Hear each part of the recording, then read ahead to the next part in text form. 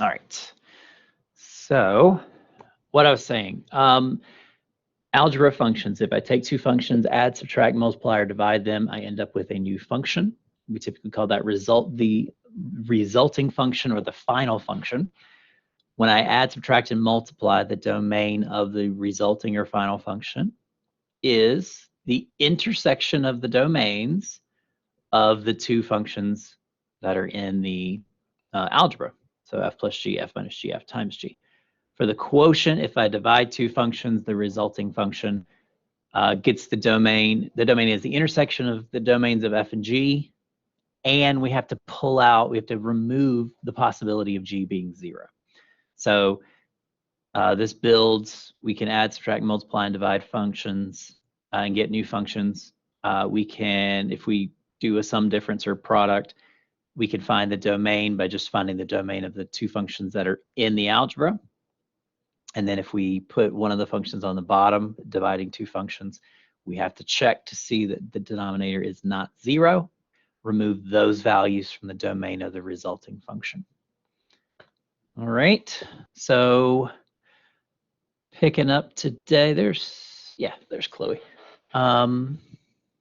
So where are we picking up today? We are picking up, that is okay. You were fine. I was just talking to myself there for a bit. So next thing we're gonna do is pick up composition of functions. All right, composition of functions is, oops, for g of x equals 0, that makes way more sense.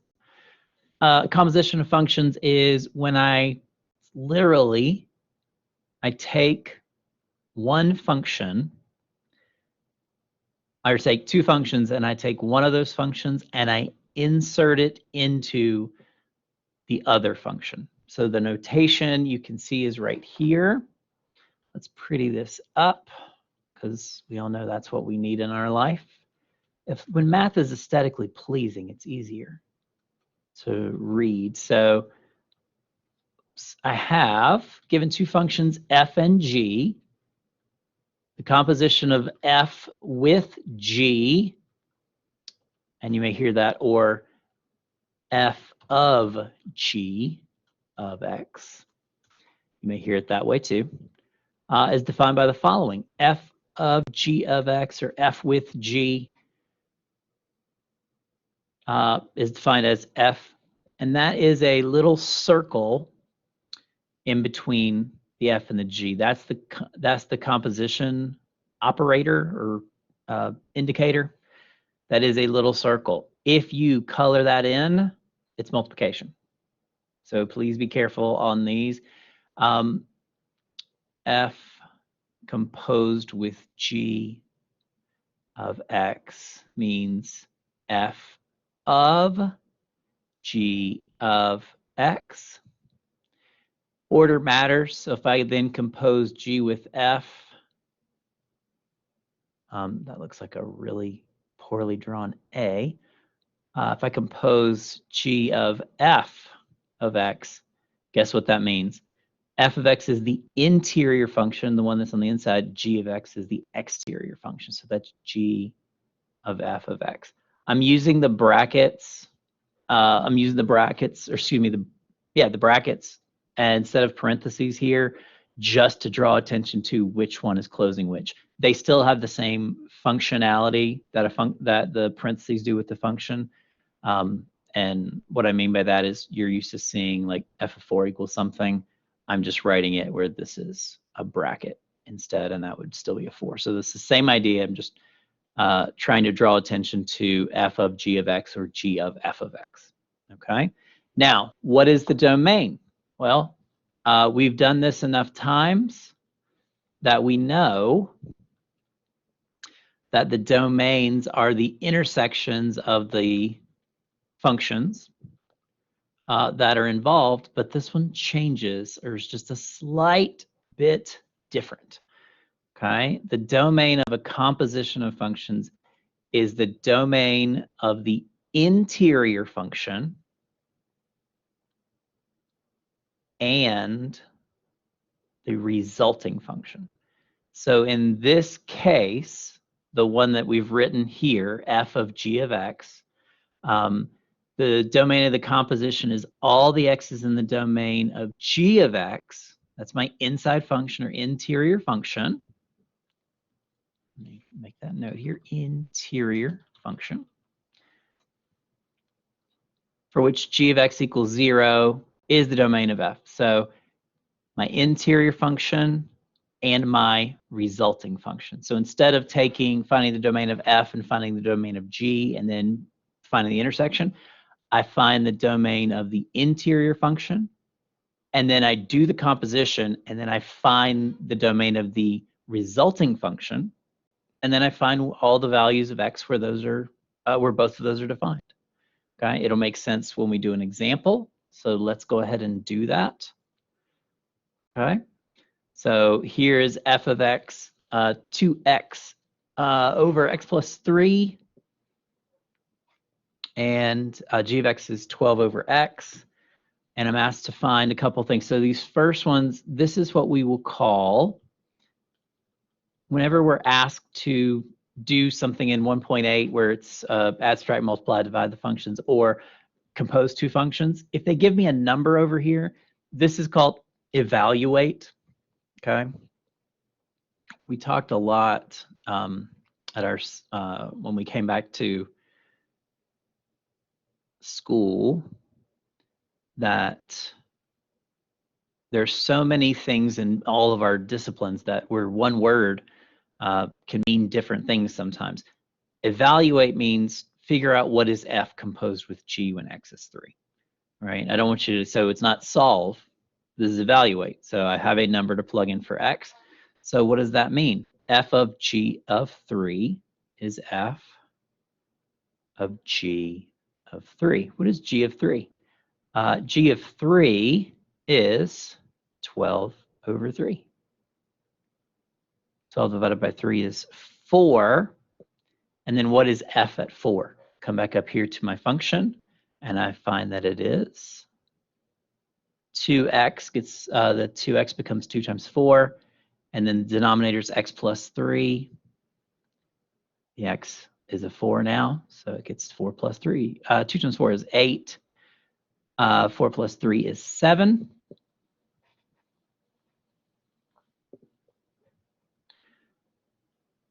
And I have my result. Thoughts on that? Any questions? I know it's relatively new, but what did I do? I took f of g at 3. I plugged in 3 to the interior function. The interior function g of x. So 3 gets plugged in for x. 12 divided by 3 is 4. Exactly.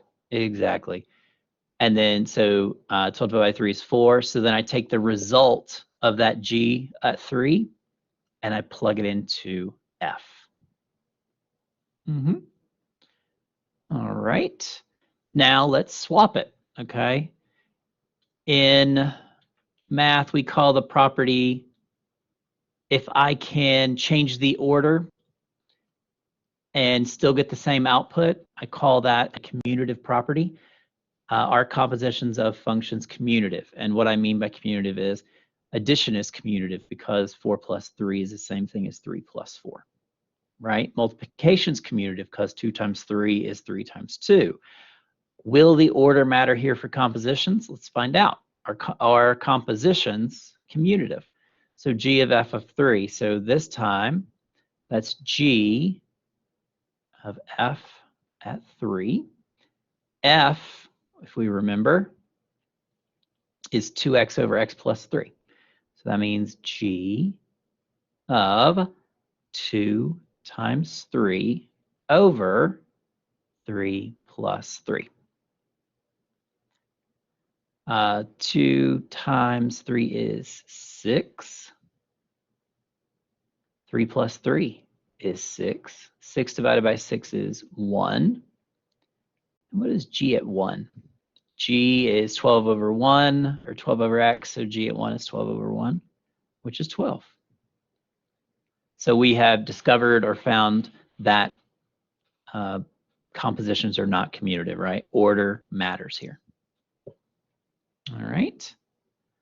Now, we've done some examples. Now we're going to go after find the composition of the functions and then find the domain of the composition. So f of g of x is f, and again, the brackets, if you can follow the parentheses, if you want to put 2 parentheses there, you're absolutely allowed to do that. F of g of x. G of x is 12 over x. So that means I'm taking g of x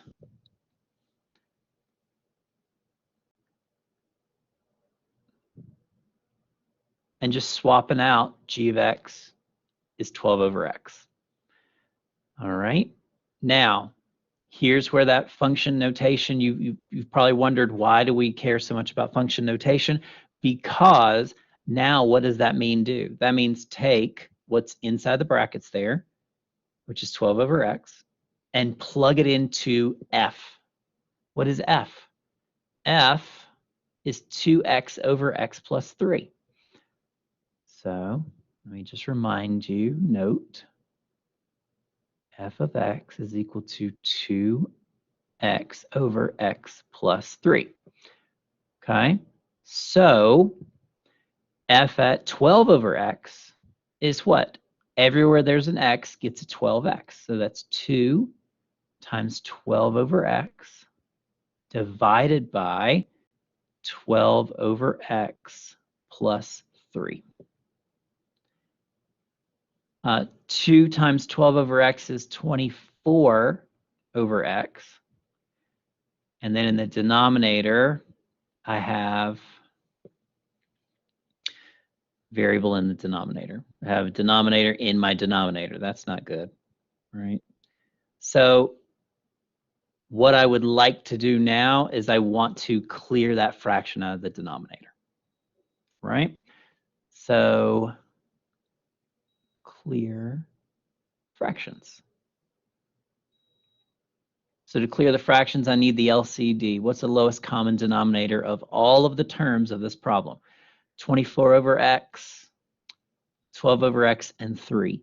3 is 3 over 1, right?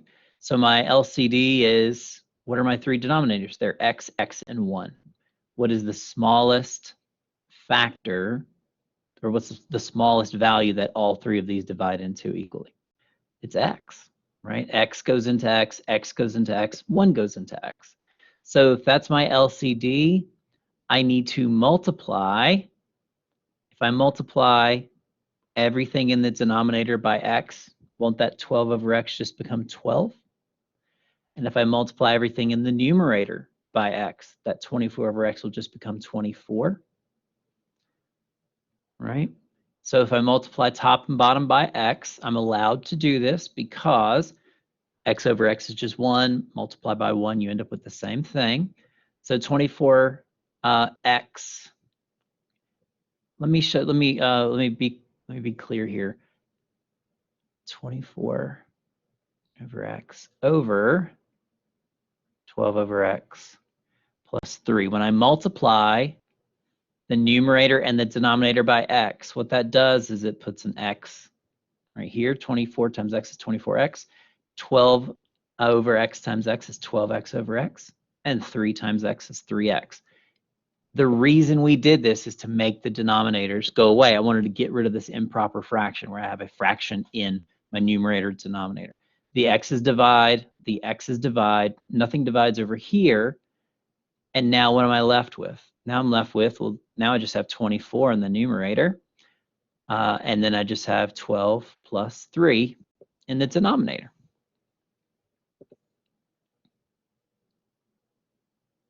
Twelve plus 3x. Thank you. Yes. Yeah, because yeah, if there's no x, it's not a function anymore, right? So there's my function. Okay. Can I do anything else with it? 24. I'm just rewriting the same thing down here. I can simplify this good. The denominator, so this is one of those cases where the denominator has multiple terms, so I can't divide that 12 and that 24 have a common factor of 12, but 12 is not the entire denominator. 12 plus 3x is the entire denominator. So if I'm going to divide anything, it's got to be a factor of both 3x and 12. And there is a common factor in there. It's 3. So if I factor out a 3, 3x becomes x. 12 divided by 3 is 4. And 24 and 3 have a common factor of 3. So divide that by 3, I get a 1. Divide that by 3, I get an 8. And here's my resulting function, 8 over 4 plus x.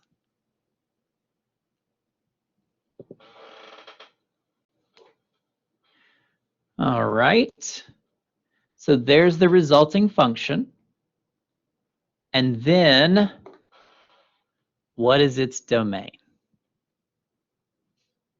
The domain, and I know I'm typing something that's already typed above, but that's okay. All right, the domain of the composition of the functions is the intersection of the domains of the interior function and resulting function. Okay, so I've got to do two things. What is my interior function here, f of x or g of x? Which one was the inside function when I started the problem?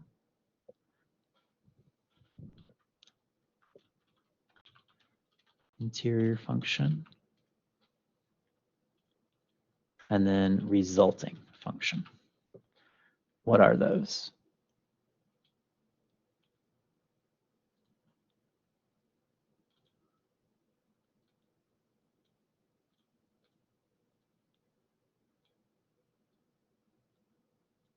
Okay.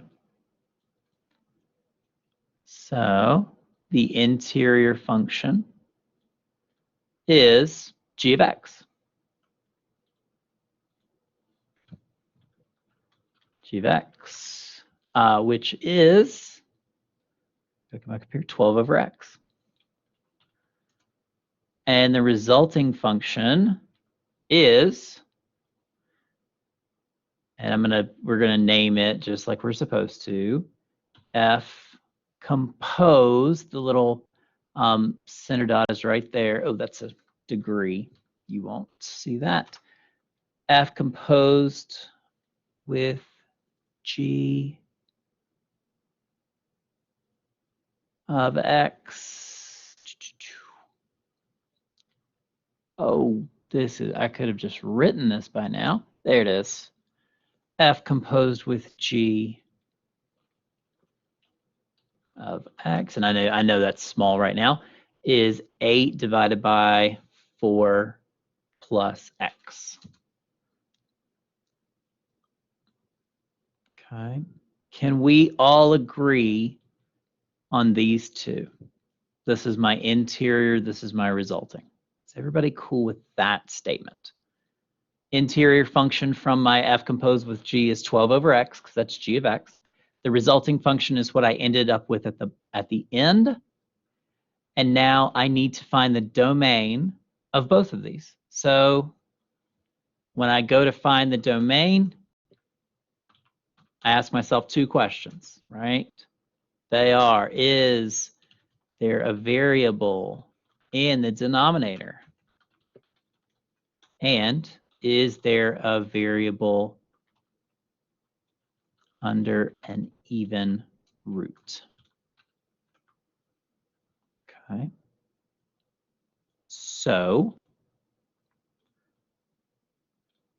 what are the answers? Is there a variable in the denominator for the interior function? Yes. Is there a variable under an even root? No. How about for the resulting function? Let's bring you over here.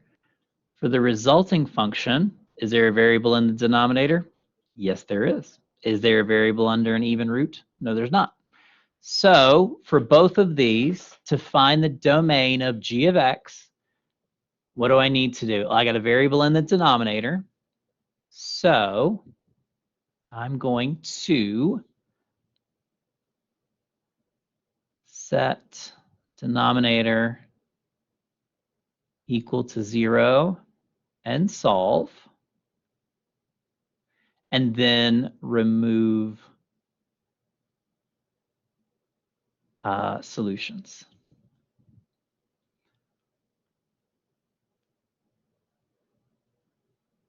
From the domain. All right, so the denominator is x. X equals 0. That was easy. That's the denominator equal to 0. So then I have to remove. So that's the only issue with this function. So the domain is everything but 0. How do I write that in interval notation? That's negative infinity up to 0. And then I hop over 0 and I go to positive infinity. I don't include the 0.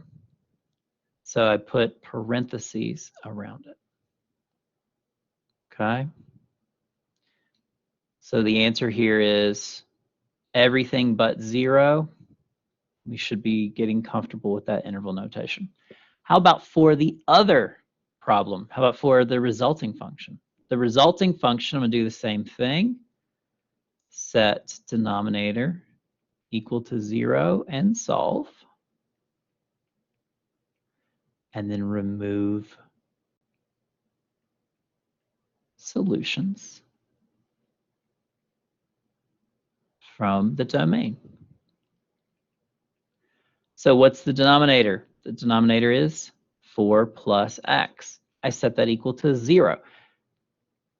Solve that for x. That means I want x by itself.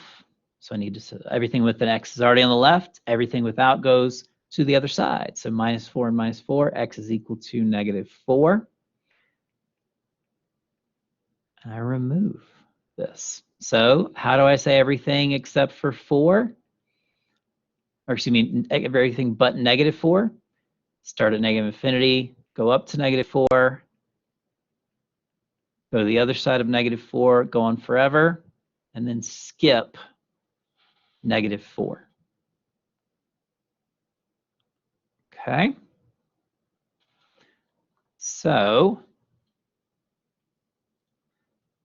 the domain of the resulting function is the intersection of these domains. What is that intersection? Okay. Intersection means they're values that both domains contain, right? It's not enough for a number to be in just one of them. It has to be in both of them.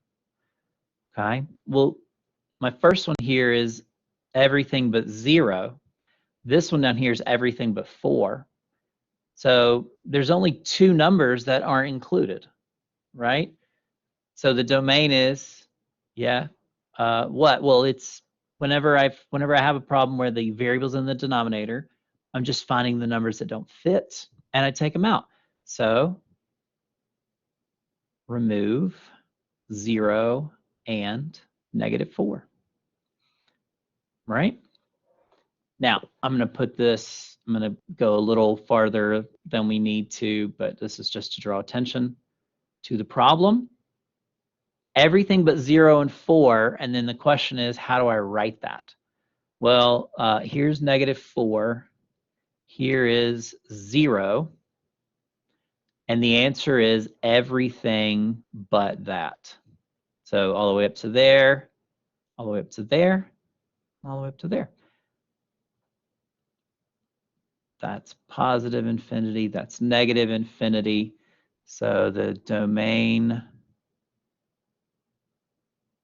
of f of g of x is, the reason the number line is really helpful is when I see how I have like 3 places where it's all the numbers up until negative 4, all the numbers between negative 4 and 0, and all the numbers greater than 0. This is nice because that means this part of the graph is going to be one interval. This part of the graph is going to be an interval, and this part of the graph is going to be an interval. So I start out, and domains, whenever you're writing these, you always go start on your left and work your way right. So I'm starting out at negative infinity, and I go all the way up to -4, and I don't include it. Okay? So that's the yellow part. Next, I need the green part. The green part is from -4 to 0. I don't include -4. I don't include 0. That's why there are parentheses. And then the blue or the turquoise part starts on the right side of 0 and goes on forever. So this is the yellow. This is the green. And then this is the, I guess that's more aqua than turquoise. All right. So that's the domain of the composition of the functions. So you've seen this go two ways when it comes to finding domains and finding the intersections. When I get a problem where a variable is in the denominator, I set the denominator equal to 0, I solve it, and I remove those values from the domain. When I have a problem that has the variable under an even root, I take what's under the root and I say you have to stay positive. So whatever's under the root, the radicand, has to stay greater than or equal to 0. And the result of that problem is the domain. So understand you got the two different questions that you have to ask. One of them is going to give you, if you got the variable under an even root, the result of that is the domain of the function, right? So for this, so for instance, for f of x is square root of x minus 3, the variable is under an even root. I take the radicand, which is what's on everything under the root, set it greater than or equal to 0, and I solve the inequality. And the domain is, see, that's the result of this one, right? For the, when I have a variable in the denominator, I take the denominator, I set it equal to 0, and I solve, and then I remove all those solutions from the domain. So one of them gives you the domain, and then one of them gives you values that are not in the domain. So keep that in mind as you're doing these problems, but work through them. You're going to do just fine. All right. So difference quotient. All right. So the difference quotient, what I have here is f of x plus h minus f of x divided by h. That's the difference quotient, okay? And what it is I've got a function f of x, and I pick 2 points on that graph, all right? I pick x, and then I pick some value of x that's greater than x, and the difference between x and x plus h is h units. So like if x is 4, h is 1, that means this is 4 and this is 5. Okay? So I pick these 2 points, I go up here to see where they hit my function, and I draw a straight line through those 2 points. All right? If you draw, you've probably seen it before, where if you have 1 point and you want to talk about when the graph is tangent to that, that's the line that touches my function exactly once. A secant line touches it twice. All right? And what you have here, believe it or not, is just the slope of the secant line. That's what this is.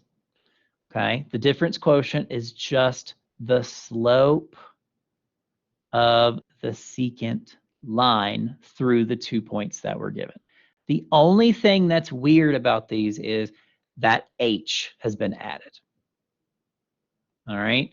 So instead of just saying x and then my next point is y, we're going to say x and then my next point is x plus h. The reason this is useful or interesting to us is when I get to calculus, I'm going to start talking about, and we're not going there in this class, but what I'm going to do in calculus is I'm going to try to make h smaller and smaller and smaller and smaller, right? My graph is going to, my 2 points are going to get closer and closer together so that I can go from talking about what is my functions, because look at this, if I take my, if I have my graph, draw a secant line through it, the slope of this line is the average rate of change, right?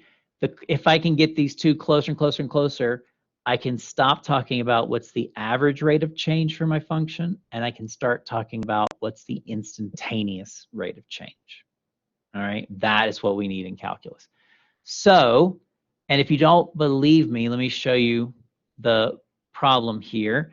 I'm telling you it's the slope of the secant line. Why does that work? Because notice my points, okay? The 2 points are P and Q, and they don't give us numbers, they just give us the X's and Y's, right? So slope is change in Y over change in X. Okay, Y sub 2 is f of x plus h. Y sub 1 is f of x, or f at x. In the denominator, x2 is x plus h. x1 is x.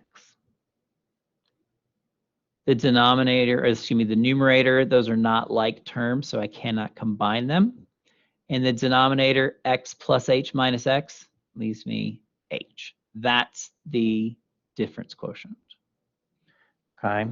It's good to be able to derive it in case you ever need it. Just understand that it's just the slope of the secant line passing through 2 points that touch, or 2 points on my graph. So let's find these for a few functions. All right, so if f of x is 4, or excuse me, in this one it's 7 minus 4x. All right, step 1, find f of x plus h. All right, so if this is f of x, what does f of x plus h look like? F of x plus h is 7 minus 4. Everywhere there's an x, we get an x plus h instead. Okay, distribute, and I have 7, negative 4 times x is negative 4x. Negative 4 times h is negative 4h. Okay, so there's step 1. Okay, step 2 is to find the entire numerator of the difference quotient, which is f of x plus h minus f of x. Okay, well, f of x plus h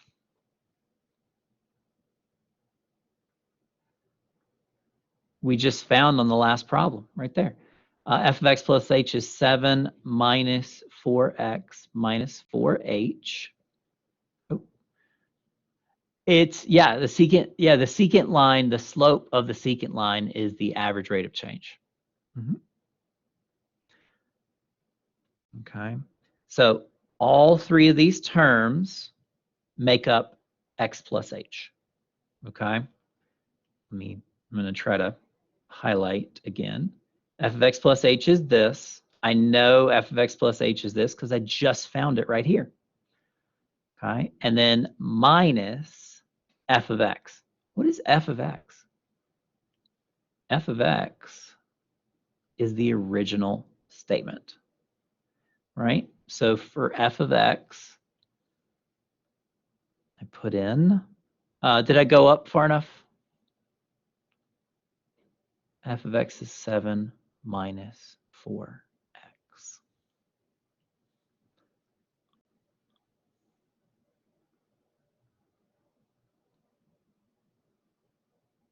All right. Everybody comfortable with what you have seen so far? Step 1, find f of x plus h. Step 2, find f of x plus h minus f of x, because that's the numerator of my difference quotient. All right. Now, whenever you do these, you notice I've got parentheses around the f of x plus h. I've got parentheses around the f of x. That's just to draw attention to what they are, but also to make sure that we distribute that subtraction correctly. So what do I have now? I have 7 minus 4x minus 4h minus 7 minus negative 4x becomes plus 4x. And then I combine like terms. 7 minus 7 is 0, so that goes away. Negative 4x plus 4x is 0. So the only thing left is negative 4h. Weird, right? Third step is to find the entire difference quotient.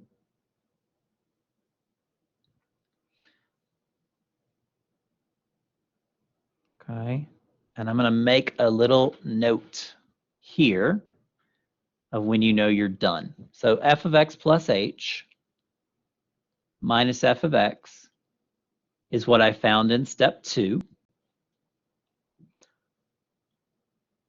Okay, so that's on the numerator, that's negative 4h. The denominator just has h in it.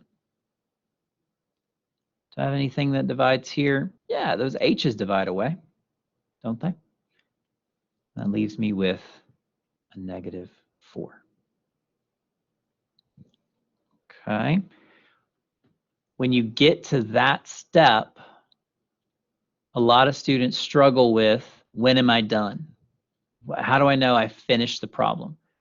Okay. You have simplified difference quotient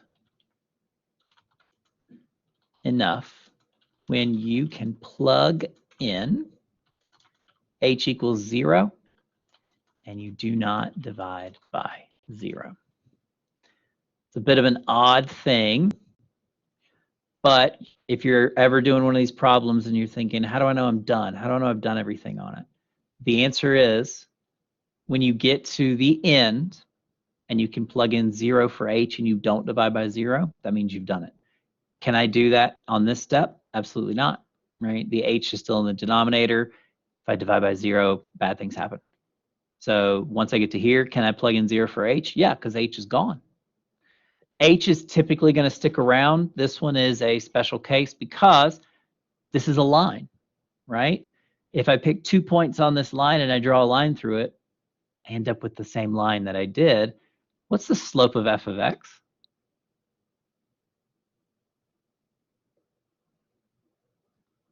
What's the slope of my original f of x?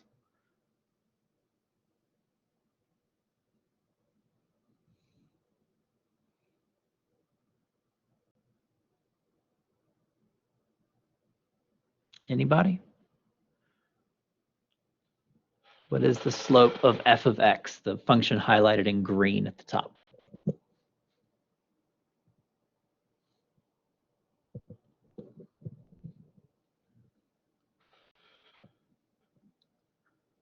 That, yep, there. Okay, Sadie, that's the entire function. That's a line. So what's the slope of that line? Mm-hmm.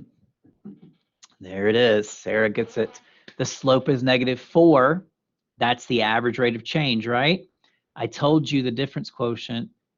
The answer to the difference quotient is the average rate of change. Is that the average rate of change? Yeah, it's the slope. Now, you will not do these for linear equations because you're just drawing the same line twice. This is just introducing you to plugging in x plus h and getting you comfortable with it. All right, so I'm going to do these two on a video and post it before I leave today because I want to get through this and then see if you have questions. So I'll deal with these on video and send them out. I'll just do all 5 of these on one video and then post it, because I do want to get to decomposing 2 functions. All right, and then then you'll have time for questions. So when I decompose 2 functions, what that means is, okay, I know when they tell me to decompose 2 functions, I know I have a composition of two functions. I want to find them. Okay, so if they ever tell you to decompose, which is what Beethoven does in his grave, he decomposes. I am a dad, I get to say that. Decompose these functions, this function. Okay, so what I want you to do is I told you to compose 2 functions. Now I'm telling you to decompose the composed function. Can you see an interior and an exterior function here?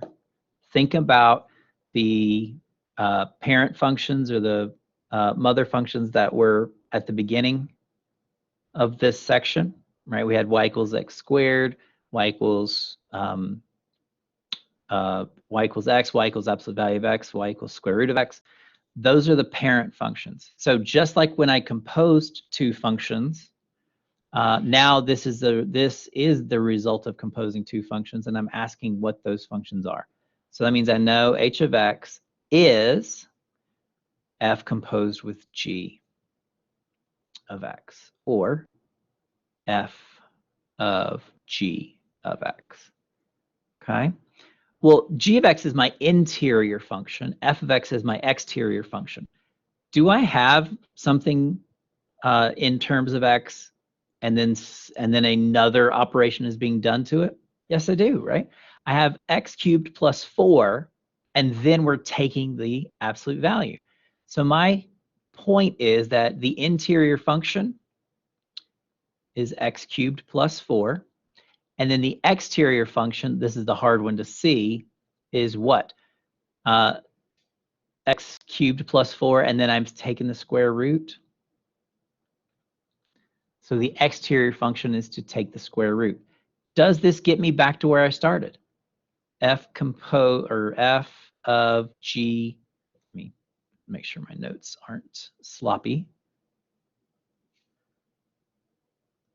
F of g of x. All right, I said g of x is x cubed plus 4. And then f of x is the absolute value of x. So I take the absolute value. Did I get back what I started? Yep.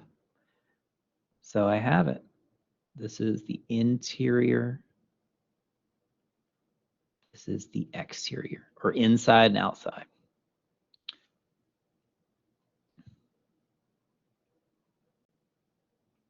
All right. How about h of x over here? Okay. Equal to f of g of x. Find f of x. And whew, and g of x. All right. So again, do I have something on the inside? Do I have a set of terms on the inside, and then an operation is being done to them? Yes, I do. Right. Just like the problem before, I have 2x minus 1, and that is having the square root taken from it, or of it. So my interior function is the 2x minus 1. F of x is the square root of x. Where did the f go in the first one? The f of x is the operation that's being done to the term, this sum product or difference of terms of the interior function. So I'm taking x cubed plus 4 and then taking the square root of that entire thing. So that's how I get my interior and exterior. Over here, I've got 2x minus 1. That's a set of terms with the variable x in it. And then something is being done to that entire list of terms, right? 2x minus 1, that whole thing is having the square root taken of it. So interior function is 2x minus 1. Exterior function is the square root of x. Interior, exterior. And that's what it means. That's what it wants you to do, to find the interior and the exterior functions. That's decomposition. All right. And then once again, if you always want to check these if you have the time. So do I get back what I started with if I perform the composition? That's f of g of x is 2x minus 1. F of x says take the square root of x. So f of 2x minus 1 means take the square root of 2x minus 1. These come with practice and time. So you're going to want to get in there and practice these. That's where it's going. I did not see f of x is equal to the absolute value of x. So in the you're talking about from the original function h of x. You don't see the absolute value being taken,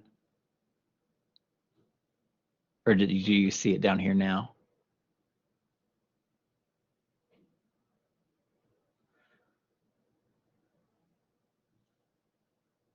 Oh, I got you. Okay. So actually, I think the second one's probably easier because the square root, that one's a little more obvious than absolute values. All right. So why in the world is this useful?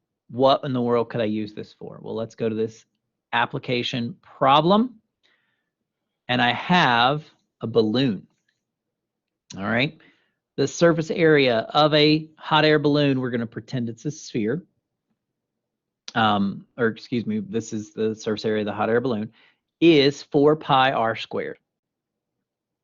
All right.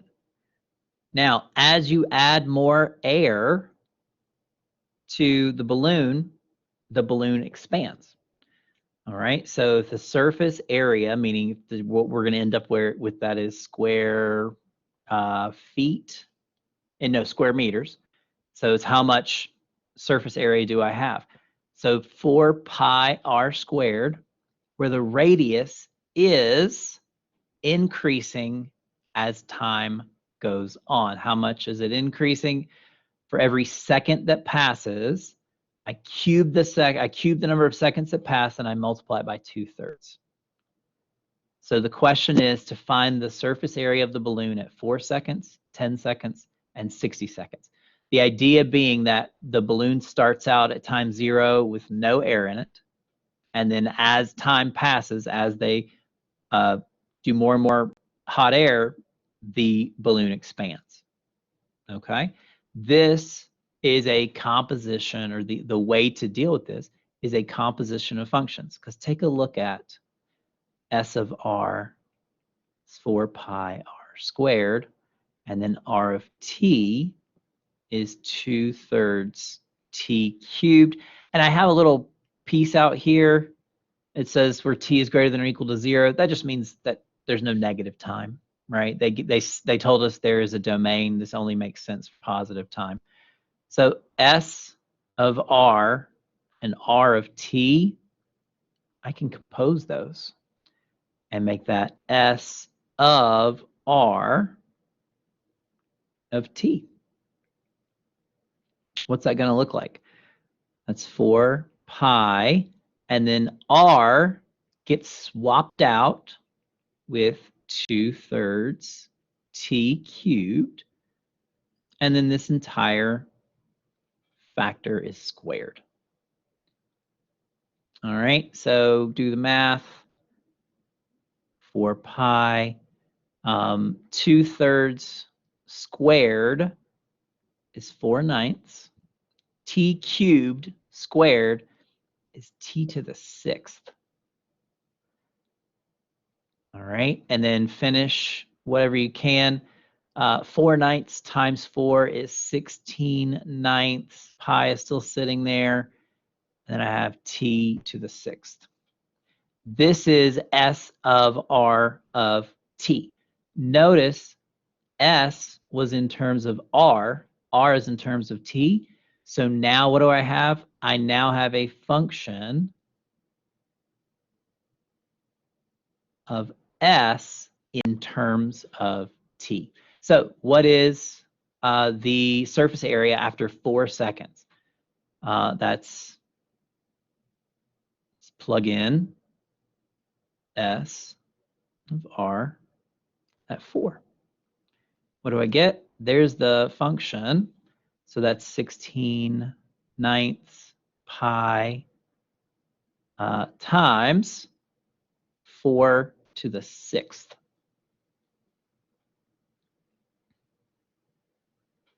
Okay, how about at 10 seconds? 16/9 pi times 10 to the 6th. And then what is it at 60? 16/9 pi to the 60 times 60 to the 6th. What are those numbers? They're numbers. Okay. Typically in these problems, or whenever you're dealing with surface area like this, we don't actually want to put a number in for pi. And the reason is if any math you want to do with pi, you're going to have to round, and we don't want to do that. So I'm just going to take 4 to the 6th times 16 and then divide 9. 4 to the 6th times 16, divide 9.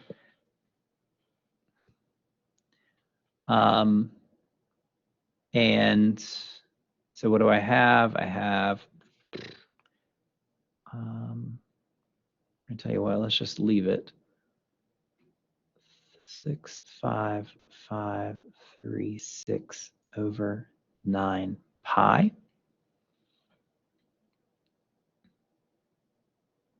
Okay. And then 10 to the 6th is massive. So 10 to the 6th times 16 is 16, 1, 2, 3, 4, 5, 6 over 9 pi. And then the calculator is gonna say I can't do it. Yep.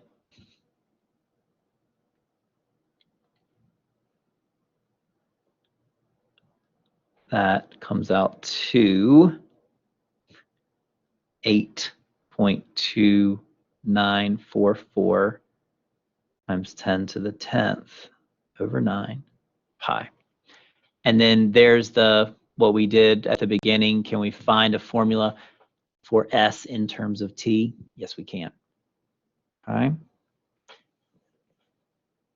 Any questions on that? It's that the T being cubed and then the R being squared just makes the numbers massive. But you can see how composition of functions is useful. Do the 16, yeah, doesn't pi act as a variable? Yes, it does. Pi does act. Well, it's a constant, but we know what it is. We know it's the ratio of the circumference to the diameter, right? It's how many times if the diameter is from one side of the circle to the other through the center, how many times can you take that diameter and wrap it around the circle? Every circle that's ever existed and ever will exist, you can do that 3.14515 times, right? So I don't want to do the division by 9 because dividing by 9 leaves a bunch of decimals here. So that's absolutely fine as it sits, but that's how we do it. Okay, and this we did right here. All right, so Has anybody got any questions from the review, or do you want to go back and deal with the difference quotient examples? Anybody got anything specific?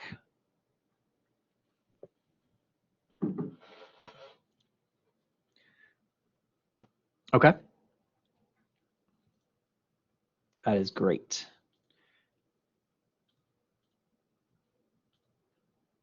Yeah, you're not going to like that. Okay.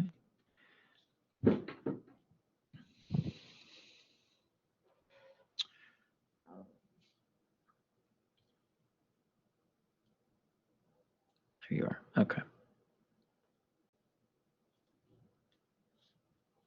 Domains of rational functions and interval notation. Okay.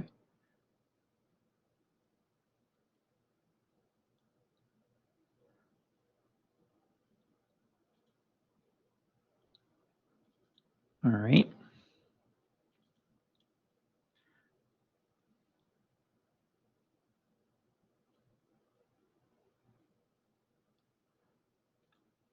All right. So the test will open at 5 o'clock today. It is 16 questions and you have 2 hours to do it. I know I have not set extended time for anyone at this point. So if you'll give me the rest of the day today, if you have extended time and I have your paperwork, I will get that right. So domains, yes, so I turned off the webcam and I just used the lockdown browser. So without the webcam problem, that made it where everybody could take the test. Great. All right. So was there a question number from the review?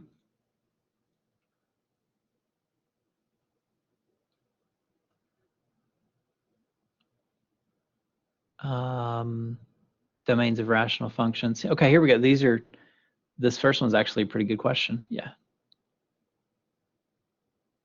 Yeah, and if it does, I mean, everyone was able to do either the original attempt or the modified one that had just the webcam, or that didn't have the webcam. So I'm confident everybody should be able to take it. If you run into any problems, don't stress, don't worry, just let me know. We will work it out, we'll make it work. I've even accepted that if your computer just will not do it, I'm even willing to, I'm totally willing to let you take the test and be proctored by a parent. I just don't have a problem with that. I don't think parents are gonna mess you up. Okay, so okay, doing under the lesson. So are these two okay? Because these are rational functions and we can find their domains. Is that an okay example to start? Good. All right. So find the domain of f of x, find the domain of g of x, and we know the game, find the domain of f of x, variable in denominator, variable under even root. Those are our two questions.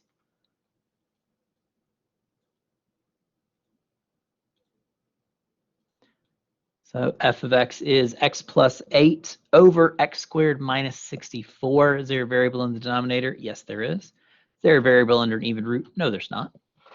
So here's what I do. I just can't determine when there will be, oh, middle section. Yes, okay. So f of x, I'm gonna write it up here. Now, if you're looking at this and you say, hey, the denominator factors and then I can divide, you're absolutely right. But if you divide this, you're gonna simplify f of x. And what we have right now is a rational equation. What you'll end up with is 1 over x minus 8. But there's a problem. there are two values that can't be in the domain here. So before you go reducing f of x and g of x, find the domain. Is there a variable in the denominator? Is there a variable under an even root? And then do the math that's required. So variables in the denominator, yes. So that means I take the denominator, set it equal to 0, solve, and then remove solutions from the domain. Right? So what is the denominator of f of x? The denominator of f of x is x squared minus 64. This is the difference of perfect squares. Yep, x plus 8 times x minus 8. And then by, everybody remember our favorite friend, zero product principle. If two things multiply to 0, either one is 0 or the other is 0. X plus 8 is equal to 0. Solve that for x. X is negative 8.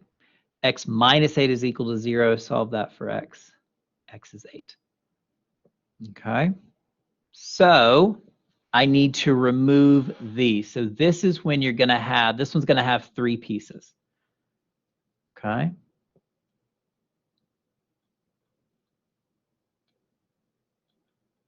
And you won't have to draw these every time if it already makes sense to you. Don't feel like you need to, but I need to get rid of both of these. There's negative 8. There's positive 8. I'm to the left of negative 8. I'm between negative 8 and 8.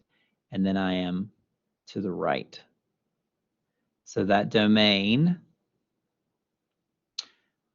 is going to look like what? That first part, negative infinity to negative 8. Negative 8 to 8. And then 8 to positive infinity. Right? Here, let me try to, because I just realized all my little scribbles there kind of look like more circles. So yeah, I've got a hole at negative 8 and I've got a hole at 8. You got it.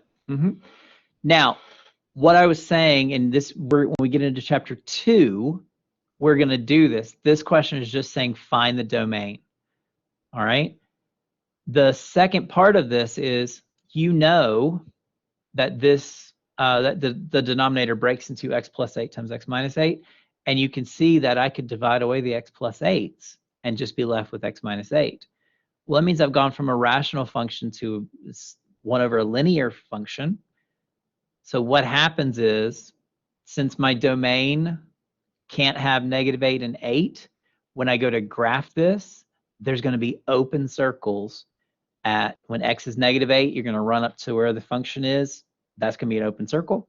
When x is 8, you're going to run up, you're going to have an open circle there too. And that's the only way to tell that whatever you have drawn or whatever function you're looking at has been reduced. All right, so let's do the same thing for g of x.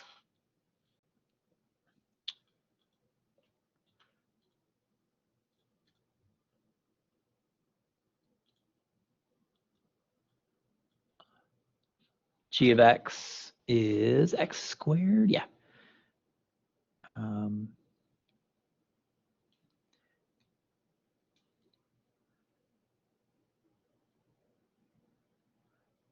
X squared over x plus 3. Same problem, right? Variable in the denominator, yes. Variable under an even root, no. So because of this, I take denominator, set it equal to 0, and solve. X plus 3 is 0, which means I'm looking at x is negative 3, and then remove from domain. So this is everything but negative 3.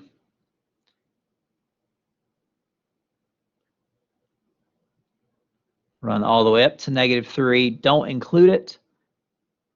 Hop over it, and then start at the first number past -3, which we represent by that parenthesis -3, and then run that all the way to positive infinity. Okay.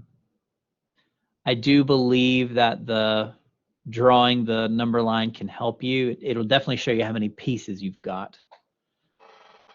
Okay. Now the test is due on Tuesday, so that means you will see me again. But you still got the review's 20 questions. If you run into a question, I know we've only got about 4 minutes left. So if you run into something, shoot me an email. I've got my pad. I can do a quick video, send it back your way, and then hopefully we'll understand all this. Stephen asked, do we need to turn our work in for the test? Yes, you do. So I do need to see the work. I'm grading other classes right now. And if they did not submit work, it was an automatic 10 points off the test grade. That's really, it's supposed to be, if there's no work submitted, it's a 0. But we've already had a test. We already had our, I didn't penalize anybody for the test for not submitting your work. But for this one, yeah. It's in a different format than less time. Oh no, the work is just what you're doing on paper. Yeah, the work that when you go to submit your work for the test, what I want to see is all the work you did on paper to get the answer. So for these questions, I would expect to see something like this and something like this. Oh, that's right. No, you'll just do it on paper and then we can take some pictures. I think that'll be all right. Do you have to show as much work as last time?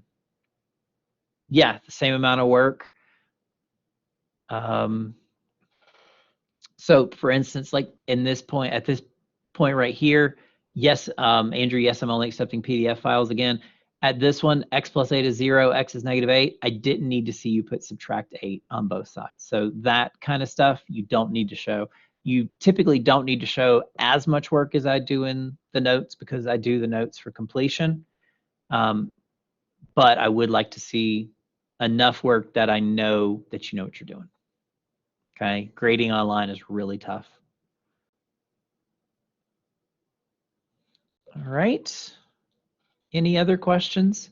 If you need to go, you can. If you want to stick around and ask another question, I will be here because all I'm going to do is make the video next and make the hole a different color. So it really kind of points out. All right. Okay.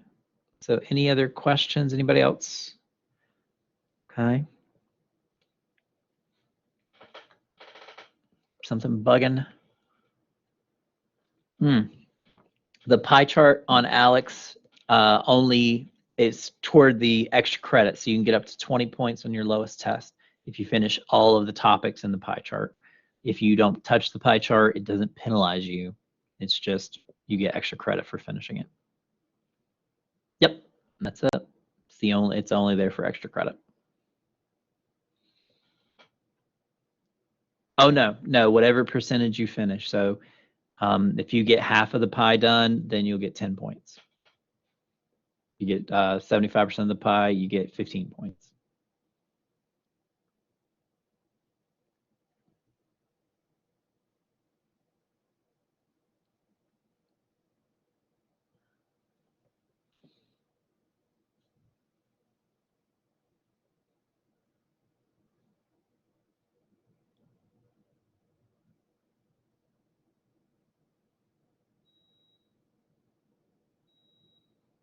%5 equals, yes. Yeah, finish up 5% of the pie, you're adding a point to your lowest test, exactly. All right, I'm gonna stop recording.